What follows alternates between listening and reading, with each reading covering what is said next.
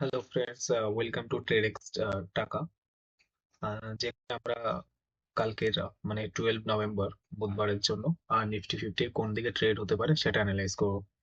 তো প্রথমে বলে রাখি, আজ যখন ট্রেডের অ্যানালাইসিস করা হয়েছিল কাল, তো তখন একটা জিনিস বলা হয়েছিল যে মার্কেটের 25,450 এই লেভেলটা, যেটা এখান থেকে আজ পুরোপুরি একটা ভালো ওপর সাইডে ক্লোজিং দিয়েছে, একটা শার্প রিভার্সাল। তো এই পয়েন্টটাতে আমি বলেছিলাম যে মার্কেট এখান থেকে যতক্ষণ না, এই যে পয়েন্টটা আছে এখান থেকে যতক্ষণ না মার্কেট নিচের সাইডে ট্রেড করে ততক্ষণ পর্যন্ত পুরোপুরি ভাবে বিয়ারিশ হওয়া যাবে না। 25,450, তো এই পয়েন্টটা থেকে এক্স্যাক্টলি মার্কেট একটা খুব ভালো সুন্দর ক্লোজিং দিয়েছে। এই পয়েন্টটাকে কিসের জন্য বলা হয়েছিল? প্রথম কথা, মার্কেট যদি আপনি দেখেন তাহলে যেটা এখানে একটা bullish hammer candle Friday 7 November থেকে মার্কেট 25,400 25,500 নিচে ট্রেড করার পরে একটা শার্প রিভার্সাল দেয়, এবং সেটা 10 নভেম্বর পর্যন্ত মার্কেট ভালো ক্লোজিং দেয়। তো এখান থেকে এটা ক্লিয়ার হয়, যদি মার্কেট স্ট্রং হ্যান্ডের কাছে থাকে বুলিশ সাইডে, তো মার্কেট যদি নিচের সাইডে ট্রেড করে তো একটা ভালো প্রাইস পয়েন্ট হতে পারে বুলিশ, মানে যারা বায়ার আছে তাদের জন্য, এবং এখান থেকে মার্কেট একটা র্যালি দেখাতে পারে। তো সেই জন্য বলেছিলাম এখানে যারা বুলিশ সাইড ট্রেড ছিল, তো এখান থেকে যদি 25,500 ফের যদি আবার যদি ক্রস করে, তো অনেকজন এই পয়েন্টটা 25,500 যদি ক্রস করে তো অনেকে আবার সেলিং পজিশন নেবে। তো এই যে বিয়ার ট্র্যাপটা, সেটাও আমি কাল বলেছিলাম যে হতে পারে এখানে বিয়ার ট্র্যাপিং হতে পারে ঠিক এই পয়েন্টটাতে। তো এখান থেকে আমি একটা স্পেস নিতে বলেছিলাম যে 25-30 পয়েন্টে।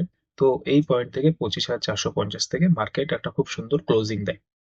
তো এখন কালকের দিনের জন্য মার্কেটে যে ডিরেকশনটা থাকবে সেটা অবশ্যই আপসাইডের জন্য। তো কাল যদি মার্কেট নিউট্রাল কোনো পয়েন্ট মানে 10-15 পয়েন্ট আগে পিছনে যদি ক্লোজিং দেয়, তো পরবর্তী যে টার্গেটটা থাকবে সেটা হচ্ছে 25,807 বা 25,800 কাছাকাছি এই পয়েন্টটা। ইন কেস মার্কেট যদি প্রথম খোলার পরে, ওপেন হওয়ার পরে যদি নিচের সাইডে বিয়ারিশ প্রাইস অ্যাকশন তৈরি করতে শুরু করে, তাহলে মার্কেটে একটুখানি কনসাস হয়ে যেতে হবে যে মার্কেটের কি ট্রেন্ড মানে ইন্টারডেতে হচ্ছে। সাপোজ মার্কেট এখান থেকে ওপেন হওয়ার পরে দেখা যাচ্ছে মার্কেট নিচের সাইডে ট্রেড করছে, তো এই পয়েন্টে যতক্ষণ না মার্কেট আপসাইডে এই আজকে যে ক্লোজিং পয়েন্ট দিয়েছে তার উপরে যতক্ষণ না ট্রেড করছে, বা এই নিচের সাইডে যদি একটা বুলিশ প্রাইস অ্যাকশন না তৈরি করে, তো ততক্ষণ এন্ট্রি নেওয়াটা ঠিক নয়।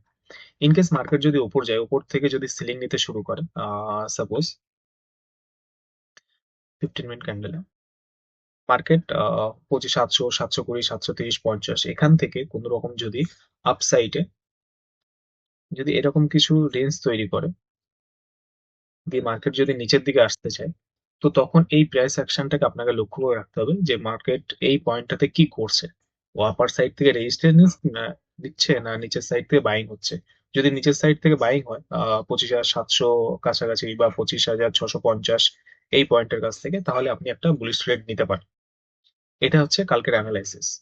আর একটা জিনিস এখানে আছে, যেটা হচ্ছে কালকে আমি বলেছিলাম যে 25,450-এ মার্কেট যদি আসে তাহলে ওপর সাইডে রিভার্সাল নেওয়ার কারণ এটা হতে পারে মার্কেট 25,500 যে মানে যারা কল সাইডের ছিল তারা নিজের পজিশন খালি করেছিল, উপরন্তু মার্কেট বুলিশ সাইডের জন্য 25,500-তে ওআই বেশি ছিল।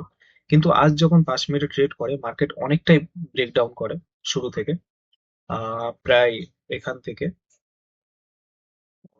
25,634 কাছাকাছি থেকে প্রায় 184 পয়েন্ট মতো। তো এখানে অনেকজন হয়তো নিজের বুলিশ সাইডে পজিশন তৈরি করে, বাট আলটিমেটলি সেই পজিশনটা ভালো একটা রিভার্সাল হয়ে মার্কেট বুলিশ ক্যান্ডেলে ক্লোজ করে। তো যদি এরকম কোনো সিনারিও আসে তাহলে আপনাকে মনে রাখতে হবে যে মার্কেটের প্রিভিয়াস ট্রেন্ডিং কি ছিল।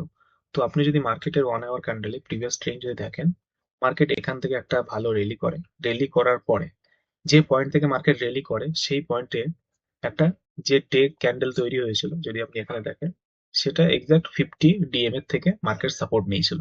তো মার্কেটে যদি আবার যদি নতুন রকম বাজেট ভাবে সেলিং আসতে হয়, তো অ্যাটলিস্ট তার পরের দিন যে ফলো আপ ক্যান্ডেল সেটাকে বিয়ারিশ হলে সেলিং এর সাইডে ইন্ডিকেট করতো। যেহেতু মার্কেট ক্লোজিং পয়েন্ট দিয়েছে সেই জন্য এই ভিউটা একটা স্ট্রংনেস তৈরি হয় যে মার্কেট বুলিশ সাইডের দিকে যেতে পারে। তো কালকের পয়েন্ট অনুযায়ী কাল যদি মার্কেট নিউট্রাল খোলে, তাহলে আপার সাইডে 25,805 থেকে এই যে পয়েন্টটা আছে,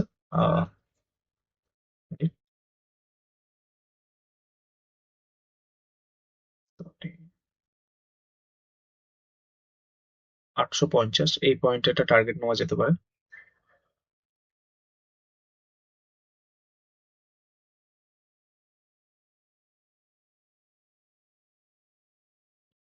এই পয়েন্টটা আপনি একটা টার্গেট রাখতে পারেন মার্কেটের উপর সাইডে, পুলিশের টার্গেট।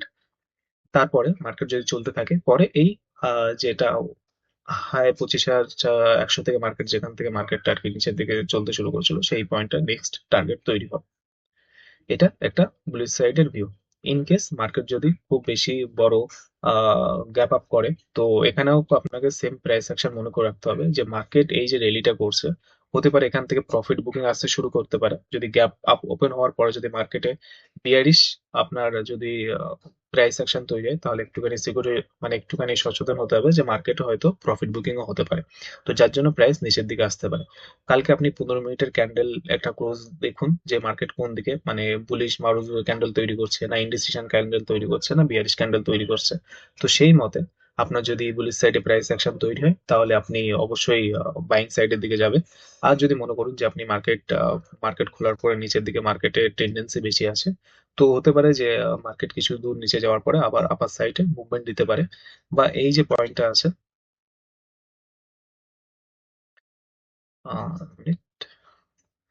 25,650, এই পয়েন্টটা, এই ওপর সাইডে যে স্মল রেঞ্জ যে ব্রেকআউট হয়েছে, এই পয়েন্টটা থেকে আপনার 25,803 পর্যন্ত এর মধ্যে market as a sideways movement করতে পারে। তখন আপনি বটম ফিশিং করতে পারেন, মানে মার্কেটের ডাবল যে সাপোর্টটা হয়, ডাবল বটম বা ট্রিপল বটম বা কোনো রকম কিছু যদি ট্রেন্ড থাকে, সাপোজ প্রাইসে যদি কোনো রকম সেরকম যদি ট্রেন্ড দেখে, তাহলে আপনি অবশ্যই বাই করতে পারেন। দ্বিতীয় কথা, মার্কেট একটা এখানে সেলিং পয়েন্ট তৈরি হয়েছে, যেটা সরি একটা সাপোর্ট রেঞ্জ তৈরি হয়েছে, সেটা আপনাকে একটু দেখিয়ে দিই। যতক্ষণ না এই পয়েন্টে ব্রেক না করছে এই ট্রেন লাইনটা, ততক্ষণ পর্যন্ত বিয়ার সাইডের ভিউ তৈরি হবে।